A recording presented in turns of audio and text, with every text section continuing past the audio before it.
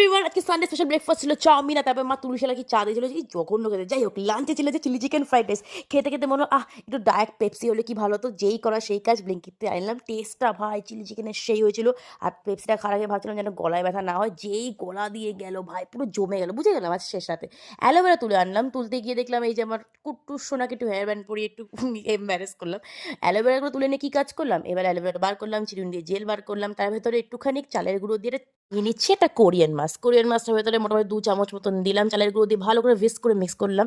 Mix করে নিয়ে মুখটা তোমার ক্লেন্সার দিয়ে ক্লেন্স করে নিয়েছি, প্যাড ড্রাই করে তো মুখের মধ্যেই ১০ থেকে ১৫ মিনিট মতো রেখে দিয়ে তারপরে হাতটা ওয়েট করে ভালো করে স্ক্রাব করে তুলে নিলাম। দেখো স্কিনটা অনেক বেশি ক্লিয়ার লাগছে আগে থেকে। তারপরে একটু কফি খেলাম, খেয়ে ভাবলাম হাঁটতে যাবো। বাবা বললো এই যে নতুন মাফলারটা পরে যা আমার।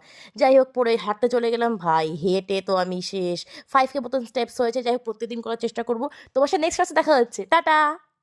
এভরিওয়ান, আজকে সানডে স্পেশাল ব্রেকফাস্ট ছিল চাউমিন, আর তারপর মা তুলসীলা কি চা দিয়েছিল, কি জঘন্য খেতে। যাই হোক, লাঞ্চে ছিল যে চিলি চিকেন ফ্রাইড রাইস। খেতে খেতে মনে হলো একটু ডায়েট পেপসি হলে কি ভালো হতো। যেই করা সেই কাজ, ব্লিঙ্কিটতে আনলাম। টেস্টটা ভাই চিলি চিকেনের সেই হয়েছিল। আর পেপসিটা খাওয়ার আগে ভাবছিলাম যেন গলায় ব্যথা না হয়। যেই গলা দিয়ে গেল ভাই, পুরো জমে গেল, বুঝে গেলাম আজ শেষ রাতে। অ্যালোভেরা তুলে আনলাম, তুলতে গিয়ে দেখলাম এই যে আমার কুট্টুস সোনাকে একটু হেয়ার ব্যান্ড পরিয়ে একটু ম্যানেজ করলাম। অ্যালোভেরাগুলো তুলে নিয়ে কী কাজ করলাম, এবার অ্যালোভেরাটা বার করলাম, চিরুনি দিয়ে জেল বার করলাম, তার ভেতরে একটুখানি চালের গুঁড়ো দিয়ে নিয়ে নিচ্ছি একটা কোরিয়ান মাছ। কোরিয়ান মাছটার ভেতরে মোটামুটি ২ চামচ মতন দিলাম। চালের গুঁড়ো দিয়ে ভালো করে করে মিক্স করলাম। মিক্স করে নিয়ে মুখটা তোমার ক্লেন্সার দিয়ে ক্লেন্স করে নিয়েছি, প্যাড ড্রাই করে তো মুখের মধ্যেই ১০ থেকে ১৫ মিনিট মতো রেখে দিয়ে তারপরে হাতটা ওয়েট করে ভালো করে স্ক্রাব করে তুলে নিলাম। দেখো স্কিনটা অনেক বেশি ক্লিয়ার লাগছে আগে থেকে। তারপরে একটু কফি খেলাম, খেয়ে ভাবলাম হাঁটতে যাবো। বাবা বললো এই যে নতুন মাফলারটা পরে যা আমার।